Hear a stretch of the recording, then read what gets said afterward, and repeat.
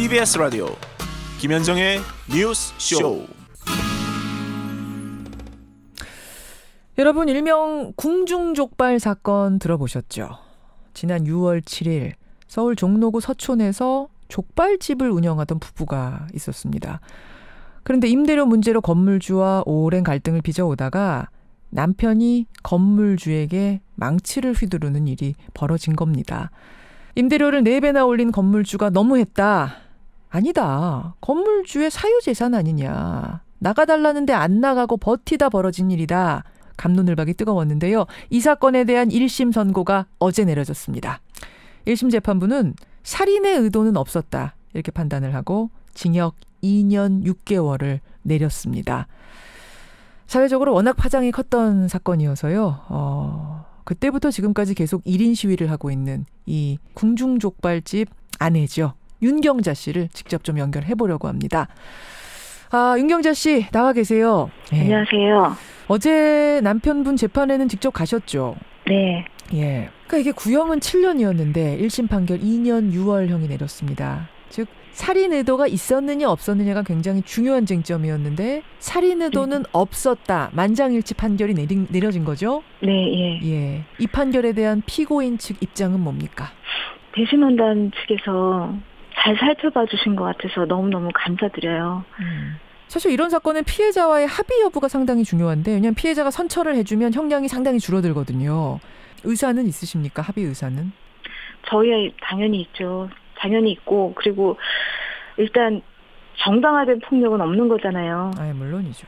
그렇기 때문에 애 아빠로 인해서 다치게 된 부분 그런 거는 너무너무 죄송스럽고 그런 일이 안 일어났어야 되는 건데 피해를 끼친 거는 정말 죄송스러운 마음뿐이거든요. 예. 애 아빠도 마찬가지라고 했어요.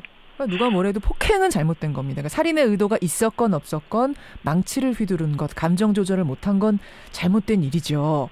네. 다만 도대체 왜 그 지경까지 가게 된 건가? 왜 그런 일이 벌어지게 된 건가? 이제 그 부분에 우리는 주목하고 싶은 건데 이 궁중족발 사건은 이미 많은 분들이 알고는 계십니다만 한 번만 더 정리를 좀 해보죠. 윤경자 씨. 네. 그러니까 그 건물에서 족발집 궁중족발이라는 이름으로 족발집 시작하신 게 2009년. 네, 2009년 5월이요. 근데 그리고 2년 계약으로 다시 한번 연장을 한 거예요. 14년도에. 그렇게 해서 운영을 하던 중에 2016년 1월에 건물주가 지금 그 갈등을 빚고 있는 그분으로 바뀐 거예요. 네. 그럼 계약 기간 지금 얼마 남은 상황에서 바뀐 거죠? 5월 20일까지였으니까요. 4개월 앞두고. 네. 예. 4개월은 금방 갔을 거고 그렇게 되자 바로 나가달라 요구를 한 겁니까 건물주가? 저희한테 처음에는 말은 그렇게 했어요. 계약 기간까지만 장사하고 그리고 나가달라. 예. 그랬는데 4월 달에 이미 신청을 해놓으신 거예요. 명도 소송을요. 예. 안 나갈 경우에 대비해서.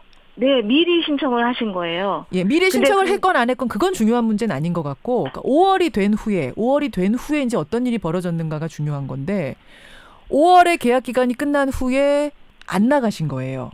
이게 소송을 뭘로 처음에 하셨냐면요. 예. 월 임차료를 안 받는 걸로 하셨어요, 이분이. 그러니까 월 임차료를 저희가 3개월 이상 연체를 시키면 네. 그러니까 자동적으로 계약 해지가 되는 그런 조항이 또 있거든요. 예. 임대료가 3개월 밀리면. 네, 그래서 이 건물주분이 일단 통보는 그렇게 했지만 자기가 합법적으로 내보낼 수 있는 방법이 월 임차료를 안 받는 거. 그래서 계좌번호를 안 알려주시고 받으러 오지도 않았거든요. 언제부터요? 1월부터요. 1월에 그러니까 건물을 매입하자마자 매입하면서 네. 계좌번호를 안 알려줘요? 네. 아니 계좌번호 안 알려주면 전화 걸어서 좀 알려달라 아니면 찾아가겠다 별 방법을 다 해보셨을 거 아니에요? 아니요. 부동산에서도 모른다 그러고요. 전화번호 자체도 몰랐어요. 전화번호도 안 알려줘요? 건물주가 세입자한테? 네. 그래서 그거를 판사가 그러면 이쪽에서는 지급을 하려고 노력을 하셨는데 이쪽에서 안 받으신 거잖아요. 이렇게 된 거예요. 예. 그랬더니 거기서 그럼 소송 취지 변경을 하겠습니다. 그러면서 리모델링 하겠습니다. 이렇게 된 거예요. 리모델링을 하겠습니다. 네. 예, 그 대신 리모델링을 하면 우선 입주권을 주겠다, 너희한테. 예. 근데 조건이 3천에 297만 원이던 월세를 나는 1억에 1,200을 원한다.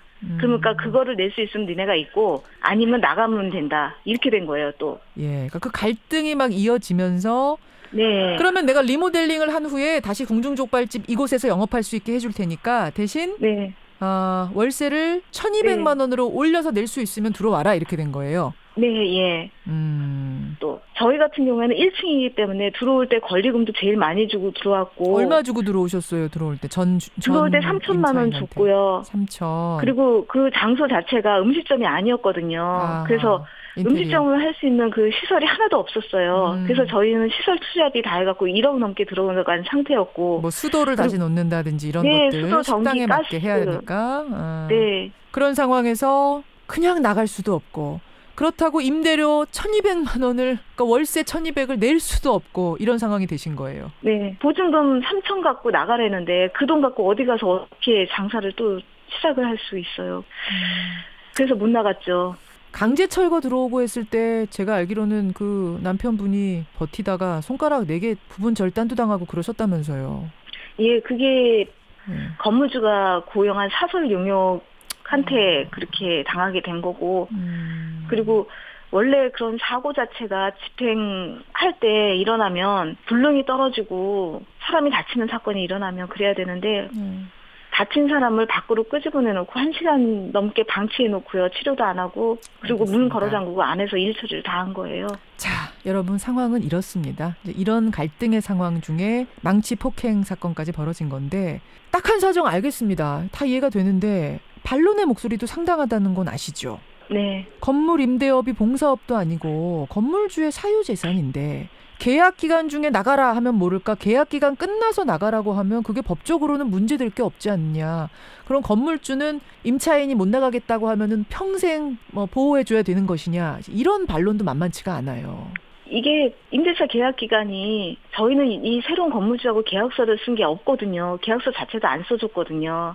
그렇기 때문에 저희가 주장한 거는 건물주하고 계약 기간이 5년이 넘은 거지 이분하고는 새로운 시작이다.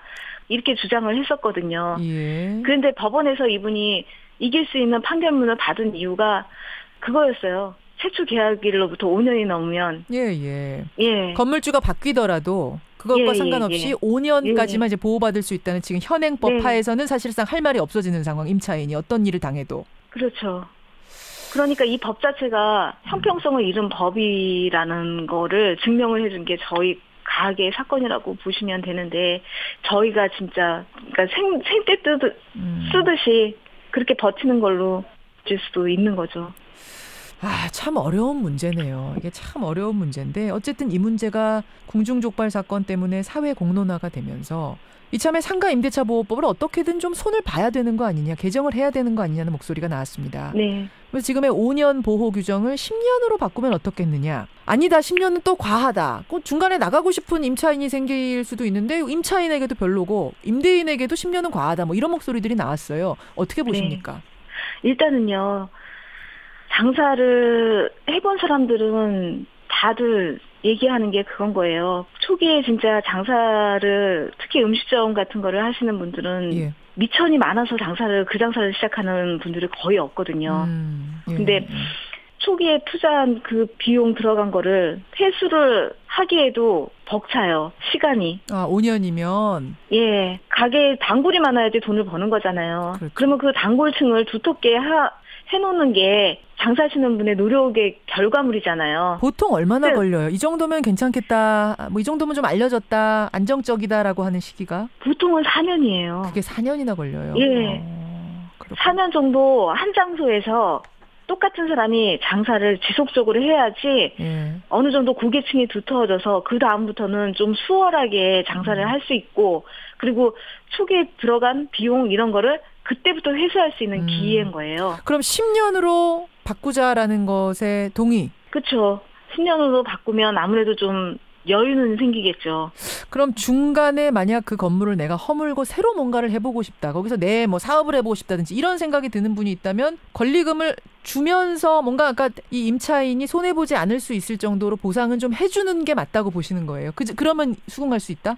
그렇죠. 왜냐하면 임차상인들 같은 경우에는 서류상으로는 갖고 있는 건 없지만 이 사람들의 노력이 없었다면 그 건물의 가치가 올라갈 수는 없는 거기 때문에 이거는 눈에 보이지 않는 무형 재산이라고 인정을 해줘야 되는 부분이거든요. 알겠습니다. 좀 합리적인 방안이 나와야겠다라는 생각이 드는데 지금 장사 못 하시잖아요. 작년 11월 9일부터 못 했어요. 그렇죠. 거기다 남편은 네. 지금 구치소 들어가 있는 상황이고. 네. 그 아이 둘하고 어떻게 사세요? 큰애가 알바해갖고 돈을 벌어오거든요. 그래서 알바해서. 지금 그거 갖고 생활하고 있습니다. 참 어려운 일이네요. 참 어려운 일입니다. 뭐 어떤 이유로든 폭행은 정당화되지 않습니다만 이 사정들, 그 상황들을 또 듣자 하니 이해가 안 가는 상황도 아닌 딱한 처지인 것도 맞고 이걸 어떻게 풀어야 되나, 이게 우리 사회가 풀어야 할 아주 난감한 숙제라는 생각이 드는데 2년간, 지난 2년간의 소회를 한 말씀 해주신다면?